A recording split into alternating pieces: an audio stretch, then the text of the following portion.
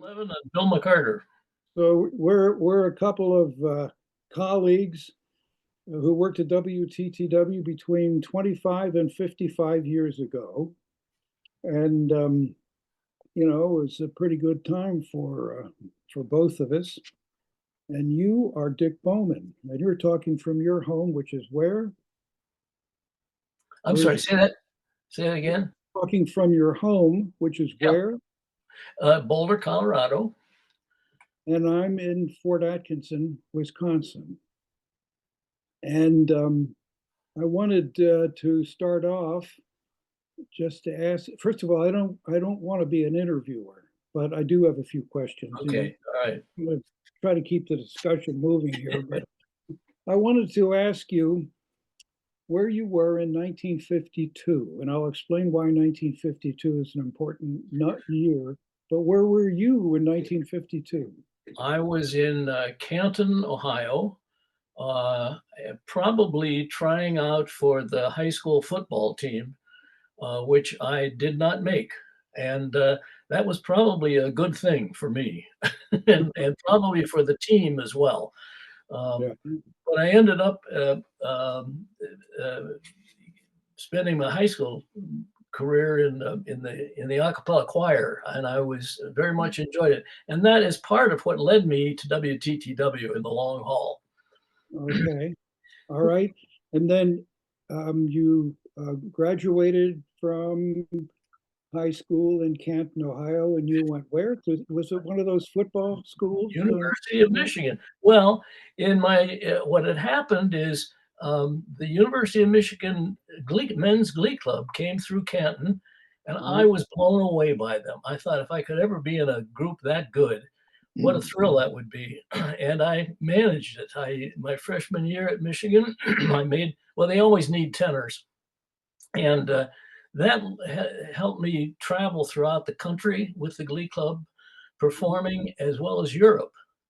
And in 1957, the Glee Club were the guest performers on the live Pat Boone show out of New York City. And those 4 days in New York of rehearsals in the studios, this big studio, and the actual live production just absolutely thrilled me. And that's what got me interested in television as a career. So then what happened? Well, I went on and started taking some courses in the Michigan Speech Department, broadcasting, and graduated. I got a master's degree in broadcasting with specialty in production, and and I became I'll finish it. I became a producer director at the university's TV center, where we also did closed circuit productions in the hospital for medical, teaching medicine and dentistry. And then 3 years later, I became coordinator of medical television at the University of Illinois. And that's what got me to Chicago. The medicine, dentistry, and nursing schools are there in Chicago. And then 3 years after that, Ed Morris, the program manager at Channel 11, called, said there was an opening for a producer director. And was I interested in it? And I sure was. So that was 2.5 years before Bill McCarter came to the station. So I was there watching the transition that Bill caused from educational television to public television. I want to get to that in a minute. Okay, why 52? 1952. 1952. First of all, I was growing up in Philadelphia. I was 11 years old. And I was watching radio and listening to radio and watching TV. And I knew from the start that I wanted a career in broadcasting. So I went off to college at Trinity College in Connecticut. And when I was a senior there, they posted a notice on a bulletin board saying that they were going to be building an educational television station on the campus. They were going to be hiring students at 80 cents an hour to work part-time. And I think I was the first one in line to get one of those jobs. And I got lucky. I got lucky because when I graduated in '63, they they had a vacancy and they hired me full time. So Yeah, I yeah, stayed there until the end of 1974. I was head of programming there at that time, and that's when I went off to Washington, D.C. and PBS, where I stayed for almost 4 years. And then in the fall of 1978, I moved to Chicago and joined WTTW. But why 1952? 1952 was the year that the FCC reserved 242 channels nationwide that were to be reserved for non-commercial educational use. right. So that was the significance of 1952. And in the 1950s, we all called it and thought of it as educational television. Yes. But then in the 60s, we began to understand that there was a lot of programming that was not commercially viable, Yeah. that the American public was missing. And it wasn't necessarily educational programming. Right. Um, at Channel 11, when Bill McCarter came, um, the broadcast schedule Monday through Friday from 3 I guess 3 in the afternoon till about 8 o'clock at night was given over to the city colleges of Chicago. And Okay. what they were quote broadcasting was not to the general public. It was for maybe 100 to 150 students scattered throughout the larger community who had signed up. And I think Newton Minow, who was the chairman of the board, he had been the FCC chairman under in the Kennedy administration, and had the famous line, the vast wasteland. He recognized that things were moving from educational to a general public. Yeah. And so when the head of the general manager, Dr. John Taylor, I remember, was not a broadcaster. He was an educator. Yeah. And when he retired, Newton Minow wanted to find a broadcaster. And he found this young man in WETA in Washington, um, who was intrigued at the potential for WTTW, which up until then had been a kind of a not a major player in the national scene. And that intrigued him, and he came to the station, and things changed very quickly. Let's get to that in a minute, but first, a little bit about Bill McCarter. He also grew up in the Philadelphia area, and he then was a Korean War veteran, a decorated Korean War veteran, and began his career at WFIL TV in Philadelphia, which carried American Bandstand with Dick Clark, and he was involved in that show, as I recall. Then he moved on to WHYY, the at that time called educational station in Philadelphia, and then for a while at WNET in New York, Yes. and then went to WETA in Washington, D.C., which was operating on Channel 26. And there was a disparity. I remember being able to tune in the UHF stations against the VHF stations. He Oh, must have thought it was the greatest opportunity possible to he, go he- from Channel 26 Washington in a yeah. strange market to giant Channel 11 in Chicago. Which at that time was uh, had so much potential for growth. And a side issue too. We should mention that Bill and Linda McCarter had suffered a real loss there in Washington when their oldest son was killed in an automobile accident. Yeah. And I think at that point there was the timing was right for him to move, and Newton Minow talked him into it. And I remember when he arrived, things changed very quickly. I mean, the first was to clear the air. I mean, after all, to have there were 5 VHFs in the Chicago area. To have one of them designed to serve 150 people taking college courses, basically with boring um, chalk talk lectures, Yeah. was probably a misuse of a mass communications medium. And so the first thing was he wanted to get those classes over onto the UHF channel 20, as you point out, because the station controlled that at that time, and Yeah. clean the air up so that we could begin to put out a broadcast signal that would be in fact viewed and watched by a mass audience. So he was a broadcaster through Oh, and absolutely. through, Through and through. through and through. But he insisted on two things, as I recall. He insisted on high quality, and he insisted on broad appeal. And you know, the programs had to have both of those qualities, um, which of course is what he insisted on and what came about.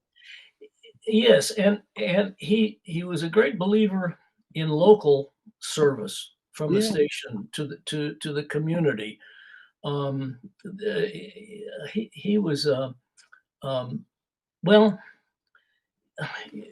Part of it was he felt the focus should be on WTTW and not on the PBS Yeah. network.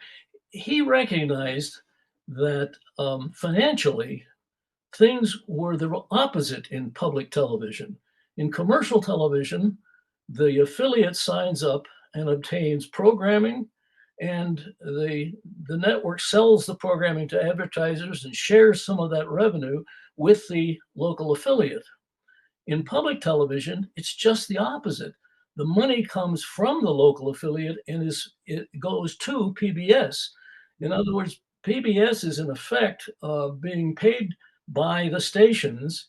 So the stations are really in control, and therefore, for fundraising, the loyalty needs to be from the community to the station and not to some national entity in Washington, D.C.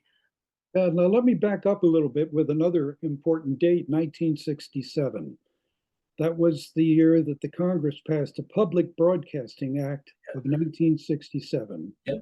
And it established a Corporation for Public Broadcasting, which in turn received the money from appropriated by the Congress. And the CPB Corporation, established PBS and also issued grants, public service grants to the stations around the country. But the grants did not come from PBS. They came from the corporation, Right. which was, and PBS was created by the stations in order to have to be able to share programming and have a central agency serving them. But the interesting twist is, from my recollection of hearing Bill McCarter talk about it a lot, he never wanted WTTW to be seen as an affiliate of PBS. He would say PBS is a place where we go to acquire some of our programs, but we get them from other places as well, and we produce a lot of them ourselves. No, And you're absolutely correct. he didn't like the term public No, associated. yeah, no, what he cared about was I can remember our public relations people at the station. If a story got in the newspapers, and at that time there were four uh, papers in Chicago, and each had a TV critic. But when a story got in about the station or about anybody or about him, he never counted how many times his name was in the story. Matter of fact, he didn't want his name in the story. He counted how many W's, T's, and W's were in the story. It had to be the station because he said he wanted the loyalty from the community, from the viewers, to be towards WTTW, not to some PBS entity or some other production center. Yeah, he changed the signage on the building, as I Oh recall, yes, yes. the word public and the signage. He changed the stationery, you know. He really he changed the name of it actually And, as and, well. and a side issue, which I give you credit for, because I remember back, I think that made a lot of sense in the 1970s.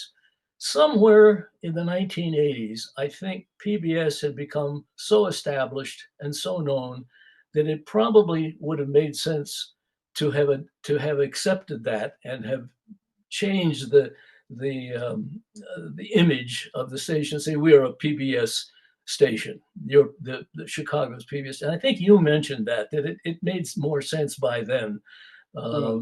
But he wasn't going to have that. He wanted WTTW to be tied to Chicago.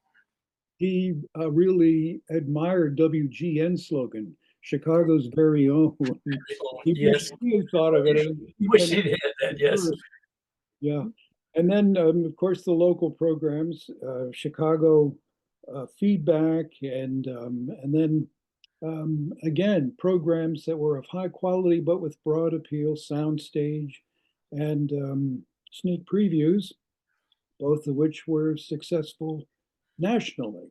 he was the first person to. The sneak previews was his idea, and again, he wanted something that people could watch and would be very popular. And he recognized there were available a lot of outstanding trailers and promos for Hollywood movies that were fascinating to watch. And he conceived of the idea of having some critics present them. And I remember the first pilot with Siskel and Ebert, and both Siskel and Ebert truly hated each other, and they were both trying to be cool, and they sat back and talked slowly. There was no energy. They were terrible. If somebody had a copy of that, you could have blackmailed them with it. But nonetheless, so I remember Bill saying to the producer, he said, double the number of trailers and half the amount of talk, and it went from there, and that began to work. And the first, there's a lot of people who take legitimately good credit for having crafted sneak previews into what it became such a popular show. But it was the original idea came from Bill himself. Yeah. Then in 1984, along comes Chicago Tonight. And John Calloway had been there a few years before Chicago Tonight started. But John Calloway was the consummate journalist And interviewer. and interviewer, yes. I remember somebody once asked Henry Kissinger who the best interviewer was that ever he met in his travels and in his time being interviewed, and he said, "Oh, that fellow, that chubby fellow in Chicago." He couldn't remember his name, and we kidded John Calloway about that being known as that chubby fellow in Chicago. I remember John Calloway. He was the consummate journalist, and he got his. Well, first of all, he loved to tell stories about his arrival in Chicago with 75 cents in his pocket or something like Yeah. what he was always talked about, and how he went from there. And he worked for the City News Bureau, which was where all those grizzled reporters from the Sun-Times and the Tribune were. And he said their slogan there was, "If your mother says she loves you, check it out." Yeah. Yeah. He followed that guideline Yeah. throughout his entire career. And sneak previews was, it was, I think it was a really successful thing. You put it in at 7 o'clock at night. 7 o'clock was when it aired. And before it became a 1 hour program, you had a great lineup at 7:30, as I recall. Well, partly it started with John Calloway doing a one-on-one interview for half an hour after the Chicago Tonight. So there was a period there of Chicago Tonight plus then a lengthy interview. But Bill McCarter he was very farsighted. He was the one who recognized that we had to kill the auction as a fundraiser. Prior to his coming, about the only thing people knew about Channel 11 was the week-long auction. Well, he saw that took us off the business. We were no longer able to present ordinary programming, and so he managed to move that out and got the sweepstakes in instead, which didn't take up broadcast program time. And he was, of course, farsighted in using advertising and using, he pushed that to the limits. And there were limits, of course.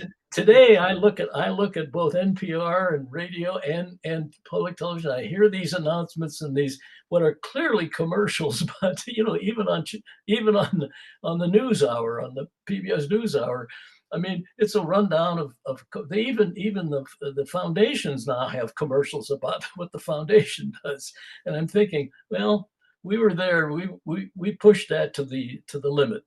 You did. Bill did that, and yeah. And we did the research too. I remember when we presented that whole concept to get the approval of the board. Uh, I remember that we presented them with the research, which showed that the viewers really did not object to commercials as long as they did not interrupt the program.